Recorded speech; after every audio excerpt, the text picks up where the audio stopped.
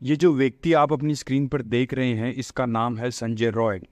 संजय 8 अगस्त की रात को आरजेकर मेडिकल कॉलेज में अपने किसी जानकार को भर्ती करवाने आता है और अस्पताल में भर्ती कराकर चला जाता है। अस्पताल से व्यक्ति सीधा अपने मित्र के साथ सोनागाजी के रेड लाइट एरिया में जाता है ताकि अपनी हवस की भूख को शांत कर सके।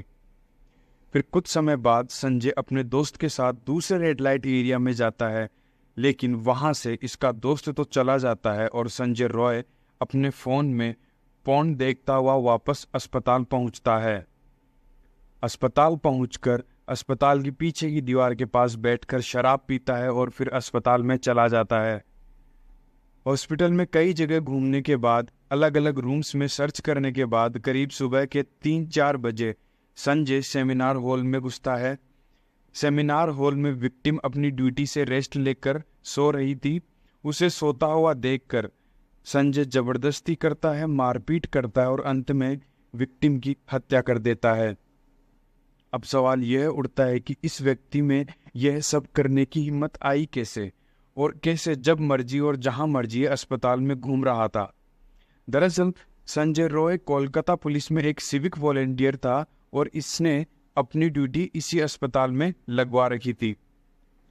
संजय पर पहले भी कई बार केसेस हुए हैं, लेकिन पुलिस से अच्छी साठ-गांठ होने की वजह से इसे कोई भी सजा नहीं होती है और हर बार ये बचकर निकल जाता है। जिस बाइक से पूरी रात घूम रहा था, वह बाइक भी कोलकाता पुलिस कमिश्नर के नाम पर ही रजिस्टर्ड थी। किसी भी प्रकार का भय नहीं होने के कारण यह व्यक्ति ऐसी हरकत करता है। अगले दिन सुबह जब हॉस्पिटल के किसी वर्कर को सेमिनार हॉल में विक्टिम की बॉडी दिखती है, तब यह घटना सबके सामने आती है। हॉस्पिटल वर्कर्स कॉलेज के प्रिंसिपल को बुलाते हैं। प्रिंसिपल पुलिस को सूचना देने के बजाय डायरेक्ट कॉलेज में आते हैं। पुलिस को सूचना देने के बजाय प्रिंसिपल खुद निरीक्षण करते हैं और काफ़ी समय बाद पुलिस को सूचित करते हैं। सीसीटीवी की फुटेज और सेमिनार हॉल में पाए गए सबूतों के आधार पर पुलिस संजय रॉय को अरेस्ट कर लेती है। संजय भी अपने बयान में पूरी कहानी पुलिस को बता देता है और अपना जुर्म कबूल कर लेता है। कॉलेज प्रिंसिपल संदीप घोष देरी से आते हैं और कॉलेज के असिस्टेंट सुपरिटेंडेंट से विक्टिम के पेरेंट्स को फ़ोन कॉल लगवा कर यह कहलवाते हैं कि आपकी बेटी ने सुसाइड कर ली है, आप जल्दी से अस्पताल आ जाइए। शाम को करीब 6 बजे ऑटोप्सी होती है। ऑटोप्सी की रिपोर्ट से मालूम पड़ता है कि उस मासूम के शरीर के आंतरिक और बाहरी हिस्सों पर 25 चोटें आती हैं। विक्टिम के आंखों से और मुंह से भी खून बह रहा होता है। ऑटोप्सी की रिपोर्ट से इस बात की भी पुष्टि होती है कि रेप एक बार नहीं, एक से ज़्यादा बार हुआ था। अब सवाल यह उठता है कि अपराधी भी पकड़ा जा चुका है और उसके बाद भी लोग प्रोटेस्ट क्यों कर रहे हैं, जिसका कारण यह है कि आरजीकर कॉलेज पहले भी काफ़ी विवादों में रह चुका। यहाँ के स्टूडेंट्स का इल्ज़ाम है कि इस कॉलेज में गैर कानूनी काम होते रहे हैं, जैसे देह व्यापार।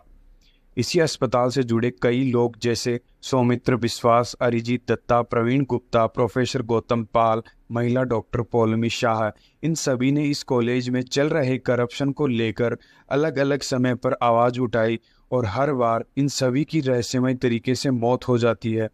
कॉलेज के ऑफिसर्स और पुलिस हमेशा इन मौतों को सुसाइड करार दे देती है। अब यह सब महज एक इत्तेफाक है या इसके पीछे बहुत बड़ी साजिश है? इसी के दौरान 14 अगस्त की रात को अस्पताल के बाहर रिक्लेम द नाइट नाम का एक शांतिपूर्वक प्रोटेस्ट किया जाता है, जिसमें आरजीकर मेडिकल कॉलेज के डॉक्टर्स और स्टूडेंट्स शामिल थे। उसी रात को लगभग 12 बजे अचानक से लगभग 7 से 8 हज़ार की संख्या में गुंडे बदमाश आते हैं, अस्पताल में घुस जाते हैं और काफ़ी तोड़फोड़ करते हैं। डॉक्टर्स को और स्टूडेंट्स को धमकियां भी देते हैं और चले जाते हैं। वहां मौजूद पुलिस कुछ करने के बजाय खुद बाथरूम में जाकर छिप जाती है। अब जिस प्रकार यह भीड़ हमला करती है, उससे एक बात साफ जाहिर होती है कि इस हमले के पीछे किसी न किसी की साजिश थी, क्योंकि हमलावर ट्रक्स में भरकर आते हैं और तोड़फोड़ करते हैं और चले जाते हैं। यह सब कुछ प्लानिंग के तहत हुआ नजर आता है। इस घटना पर ममता बनर्जी जी का कहना है कि यह राम व वाम का काम है। हमला करने वालों के हाथ में भारत के झंडे थे, इसका मतलब हमला बीजेपी के कार्यकर्ताओं ने करवाया था।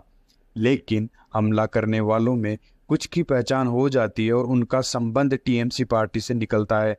जैसे सुकांत शर्मा, यह व्यक्ति टीएमसी के पार्षद सौमिक सेन का करीबी है। प्रोटेस्ट के चलते कॉलेज के प्रिंसिपल को अपने पद से इस्तीफा देना होता है। उन्होंने इस्तीफा भी दिया, लेकिन पश्चिम बंगाल की सरकार प्रिंसिपल को इस्तीफा एक्सेप्ट करने की बजाय उनको प्रमोशन करके दूसरे कॉलेज में अपॉइंट कर देती है। इस पर कोर्ट ने सरकार की कड़ी निंदा की और कहा कि आपको इस्तीफा मंजूर करना था या रद्द करना था, प्रमोशन क्यों किया, क्या यह आपकी कमजोरी है? अब सवाल यह उठता है कि क्या ऐसी घटनाएं होती रहेंगी? क्या सरकारें अपराधियों को ऐसे ही बचाती हुई नजर आएंगी?